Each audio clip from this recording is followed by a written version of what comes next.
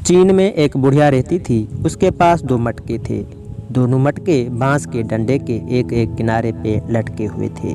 बुढ़िया बांस को अपनी गर्दन के पीछे से गुजार कर कंधों के सहारे डंडा पकड़ा करती थी।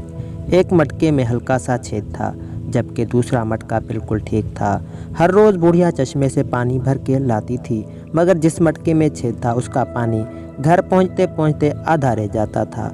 2 साल तक ये सिलसिला जारी रहा। सही सलामत मटके को अपने ऊपर नाज और गुरूर होने लगा कि वो पूरा पानी लाता है, जबकि छेद वाला मटका बेचारा शर्मिंदा रहने लगा क्योंकि उसका पानी आधा रह जाता था।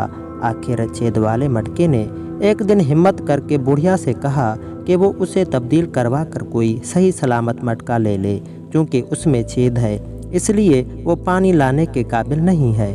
बुढ़िया ने यह सुना तो मुस्कुराने लगी और बोली, क्या तुमने गौर नहीं किया कि तुम्हारी तरफ वाले रास्ते में कितने खूबसूरत फूल उगे हैं? मुझे मालूम था कि तुम में छेद है, लिहाजा मैंने तुम्हारी तरफ वाले रास्ते में फूलों के बीज डाल दिए थे, और जब तुम उस रास्ते से गुजरते थे तो तुम्हारा पानी उन फूलों के बीजों पर पड़ता था।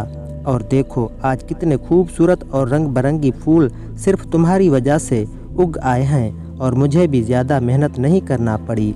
मैं इन सब फूलों के गुलदस्ते बनाकर अपना घर सजाऊंगी। मैं तुम्हारे बगैर ये सब नहीं कर सकती थी। हर किसी में कोई ना कोई खूबी और खामी ज़रूर होती है, मगर असल मज़ा तो ये है कि आप किसी की खामी को किस तरह खूबी में तब्दील करते हैं।